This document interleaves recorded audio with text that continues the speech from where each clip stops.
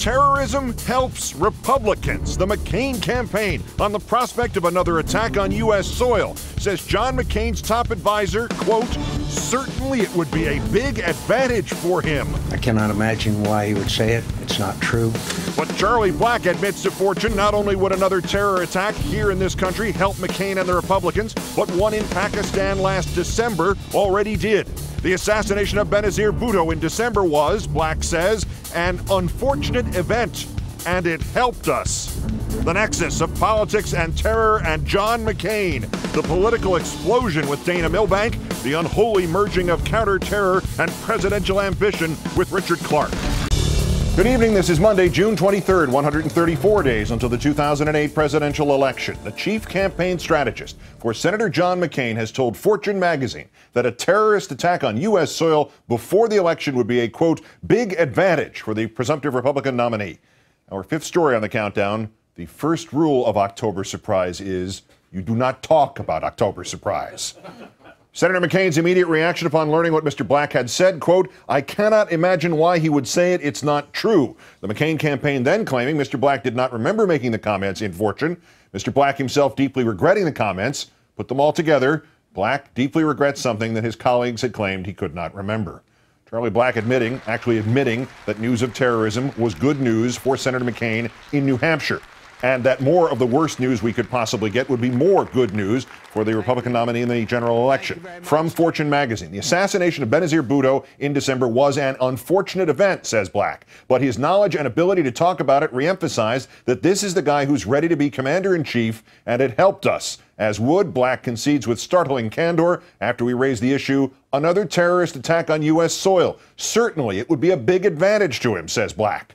An unnamed senior McCain campaign official saying this afternoon that Black did not remember making those comments in Fortune, but that he did not dispute them. The official adding that the context of Black's argument in the interview, an interview he apparently does remember giving, was that Senator McCain is favored on national security issues and that any day national security leads the news is a good day for McCain.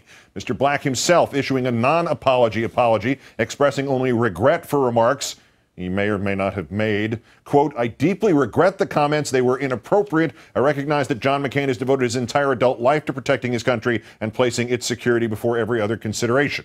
At a news conference in Fresno, California, Senator McCain responding to a question about Mr. Black's comments, both by saying they are not true and by preemptively claiming that they might have been taken out of context. I cannot imagine why he would say it. It's not true.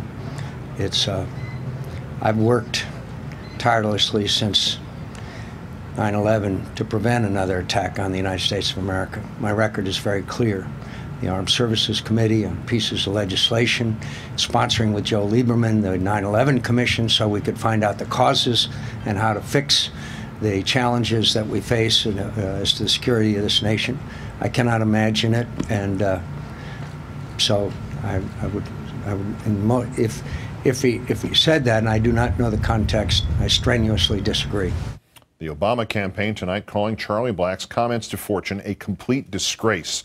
Spokesman Bill Burton saying in a statement, quote, Barack Obama welcomes a debate about terrorism with John McCain, who has fully supported the Bush policies that have taken our eye off of al-Qaeda, failed to bring Osama bin Laden to justice, and made us less safe.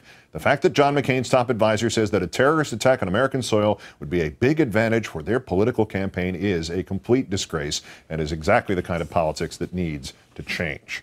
Time to call in first our own Dana Milbank, national political reporter of the Washington Post. Good evening, Dana. Good evening, Keith. Is McCain scrambling because this is a horrific premise for any politician of any party, or is he scrambling because the Republicans do operate on this premise and want people to know it, but nobody is ever supposed to get caught saying it on the record? Well, this is, to paraphrase Charlie Black, an unfortunate event. In fact, it's a classic case of Michael Kinsley's rule of a gaffe in politics. It's when you accidentally speak the truth. And of course, whether it's true or not, the McCain campaign believes that it is true.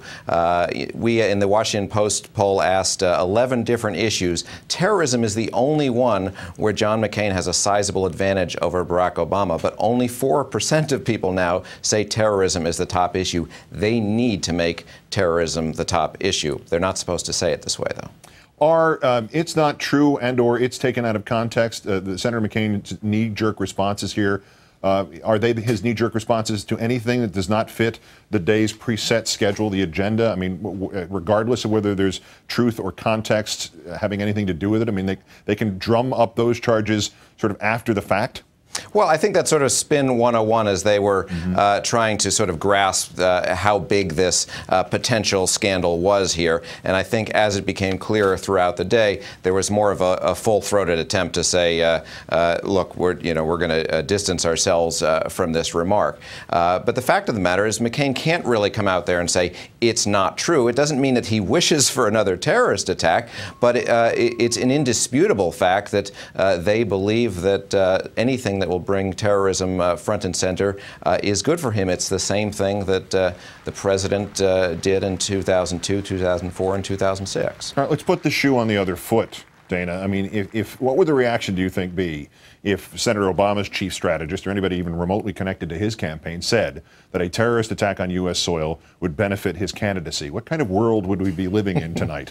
Well, there'd be all kinds of outrage, but I think more to the point, nobody would particularly believe it, so it wouldn't take off to the same extent. Now, we can debate whether the sort of fear campaign still works. It seems to have worked a little bit less each time they've done it, 2002, 2004, 2006, but it still has some effect. That's why we see Obama wearing a flag pin on his lapel today. So clearly it's something they are worried about, and I think if you woke them up in the middle of the night, they'd say, yeah, a terrorist attack probably would help McCain. Well, fortunately, we've never had to test that in reality to see whether there would be adherence to the party already in power or some blaming to them. We haven't had to test that. Let's hope we never do. But where do we go in terms of this story from here? Does McCain have to, whether he likes it or not, fire Charlie Black or face having this bell along with other bells around his neck all summer and all fall?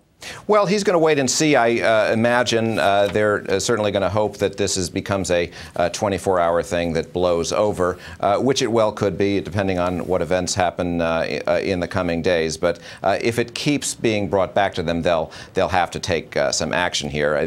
The irony here is that Charlie Black is a very soft-spoken, well-liked figure, and this does seem rather out of character for him to sound off in this way. Well, I can't imagine that anybody would unnecessarily keep this story going for any particular reason. Dana Milbank of MSNBC and the Washington Post. We'll talk to you about this tomorrow. And the next day. That's right, and the day after that. Thank you, Dana. Thanks.